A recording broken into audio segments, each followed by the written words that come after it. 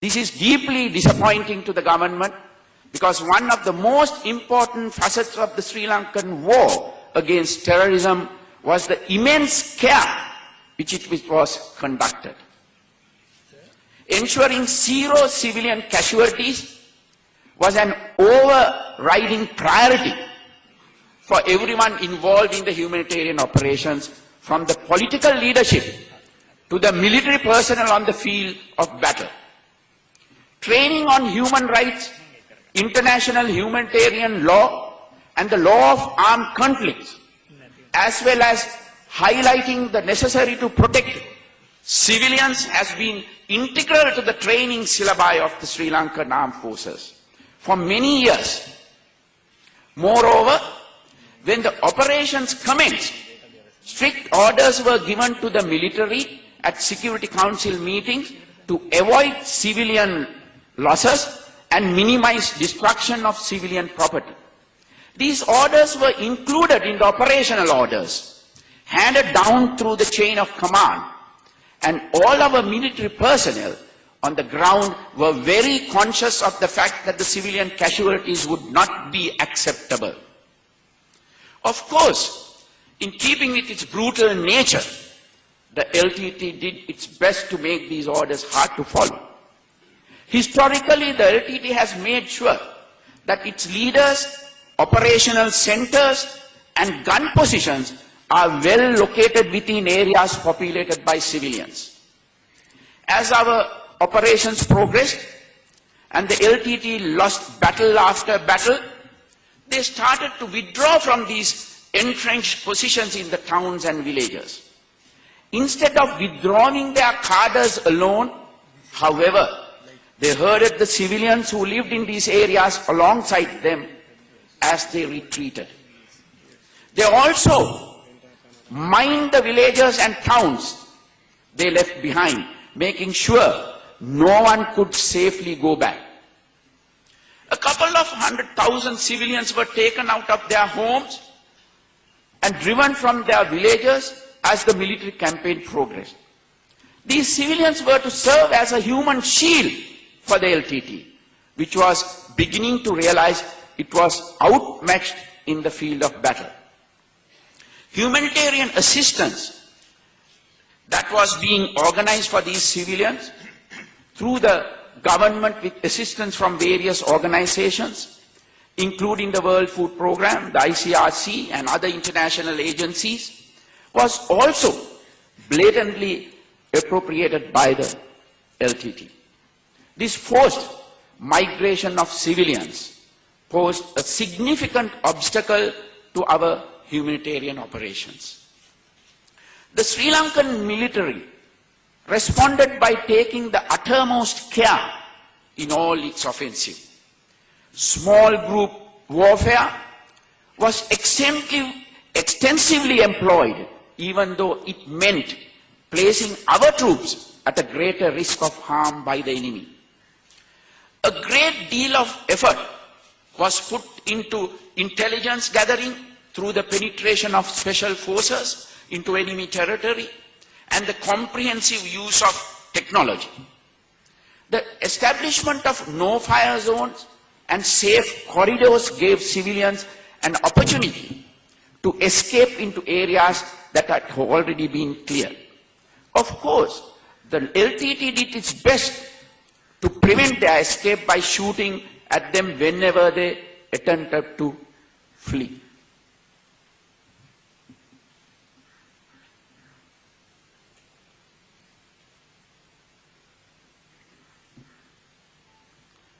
This is a live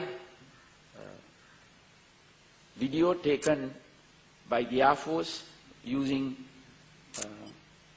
the UAV, and it was shown to the diplomatic community at that time at the Air Force headquarters.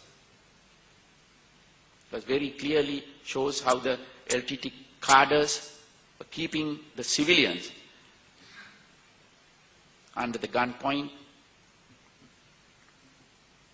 The LTT also established their artillery positions at places such as hospitals and within civilian encampments in order to limit the army's ability to retaliate. As a result, especially towards the end of the campaign, the use of heavy weaponry was significantly curtailed and then stopped outright. The extensive use of technology by all of the Sri Lankan armed forces during their operations did a great deal of minimizing civilian losses. Footage from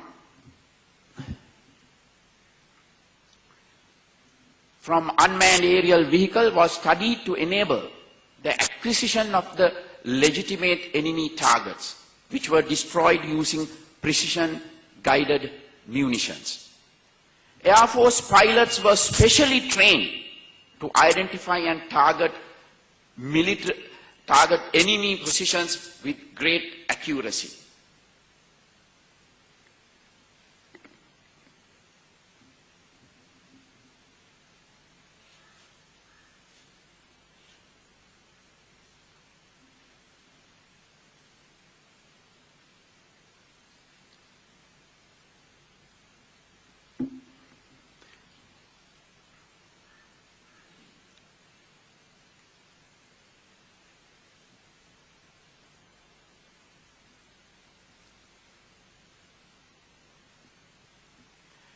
The minimum amount of necessary force was always used in munitions to ensure that the damage dealt was localized so that the minimal harm would come to civilians and civilian property in the vicinity.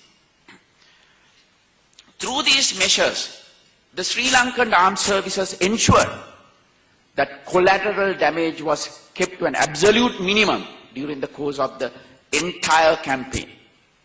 Above and beyond containing incidental harm to civilians, the military also did a lot to try and ensure that humanitarian aid was reaching the civilians trapped in the LTT's clutch. The Navy protected sea lines of communication to facilitate delivery of humanitarian assistance to trapped civilians. It also protected safe corridors along the coast for escapees to cross through to the government-controlled areas.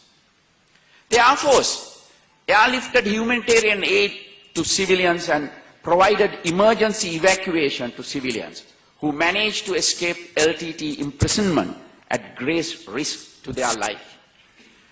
These escapees were very often shot at, and those who managed to cross over to cleared areas were quite often in need of medical assistance.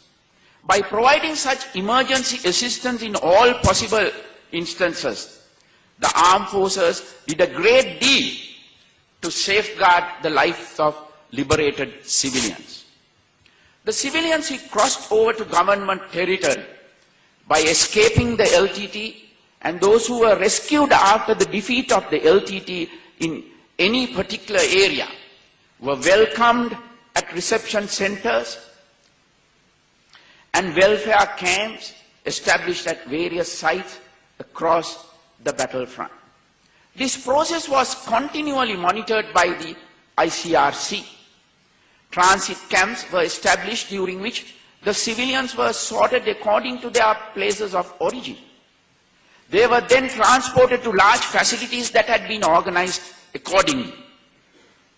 In all these camps, the liberated civilians were given medical assistance, food, clothing, shelter, and all other basic requirements under the supervision of the United Nations organizations. Help was also provided by various other agencies and foreign governments in dealing with this situation. A great deal of effort was also taken to help these innocent victims of LTT brutality to live with dignity despite the ordeal they had suffered. They were provided educational, vocational, recreational, and entertainment facilities, while stringent security was also maintained to ensure that the LTT infiltrators and saboteurs did not have an opportunity to create more harm. With the conclusion of the military campaign, the fact that a few 100,000 people remain in welfare camps and IDP centers was given a lot of attention by the international media.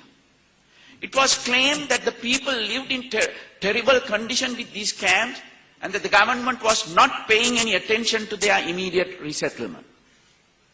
These accusations were spurred by the LTT's propaganda machine, which mostly exists outside Sri Lanka and continue to function to this day.